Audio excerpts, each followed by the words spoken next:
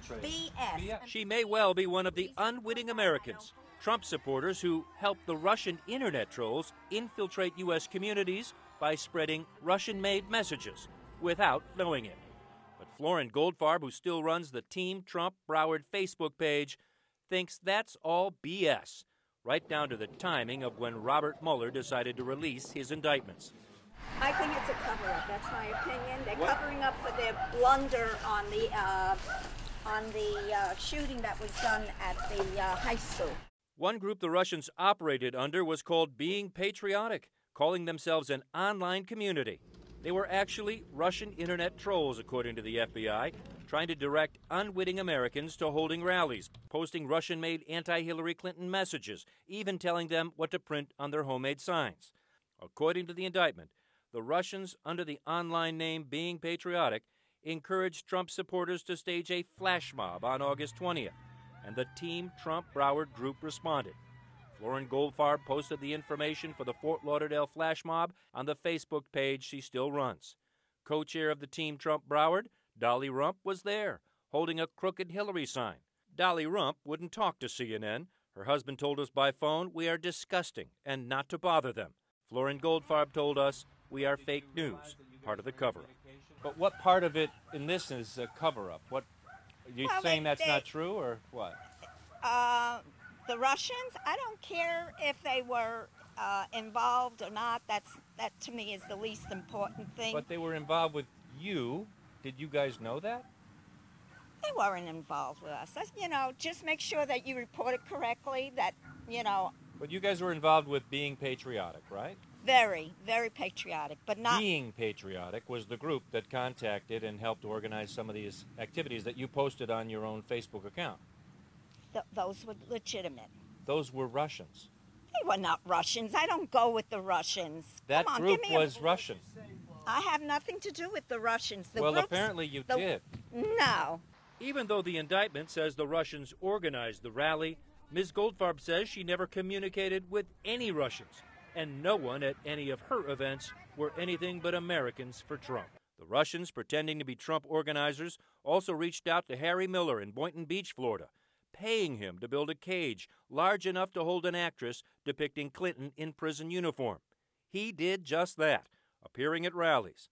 On Friday, Miller, who now lives in Pennsylvania, tweeted, "This is the cage the Russians paid for." By phone, he says he learned about his unwitting involvement from the FBI and now believes it was Russians who called him on the phone, paid him between $500 to $1,000 to build his cage. How could you be embarrassed? They had that beautiful website. They very supportive of the candidates. There was nothing at all to lend you to think that it's anything other than people trying to support a candidate. The Russians weren't just recruiting unwitting Trump supporters. As CNN reported last October, a group calling itself Black Fist turned out to be Russians, trying to infiltrate black communities and seed social unrest. Other groups were encouraged by Russian internet trolls to hold protests against police, for and against immigrants, sometimes encouraging both at the same location to increase the possibility of violence. The indictment also reveals this post-election protest outside New York's Trump Tower was organized by Russians on Facebook. It grew so large, even CNN covered it. Michael White, one of the original Occupy Wall Street organizers, says he believes he was contacted by Russian trolls in May of 2016. He worries about the long-term effects. If it is true that a Russian-created activist group is indistinguishable from an American-created activist group, that will have negative impacts on our ability to create social movements that are positive, that actually benefit ourselves and not some sort of foreign power. So that people will always be wondering, well, is this a real event? And I think that may have been part of the goal of the Russian thing. To Florin Goldfarb, there is no Russian thing. It is all, as she repeatedly told us, BS. BS. And please report that. I don't believe that. That's bull. I know all the people that were with me, okay? They were at my meetings. They're all Trump supporters, okay? Mm-hmm. But did you realize that you guys were in communication electronically with Russians? Not me. I don't know. You were posting stuff on the Facebook. Hillary Clinton was, And so was all her bandits. Some of the stuff that you were in charge of the Facebook account, right? You were posting and reposting almost word for word the information that was coming out of this Internet Research Agency in St. Petersburg. No. You don't believe that? Nope.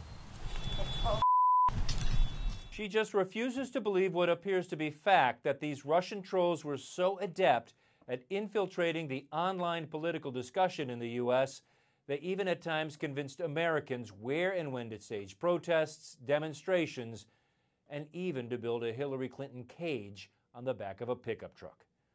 Drew Griffin, CNN, Atlanta.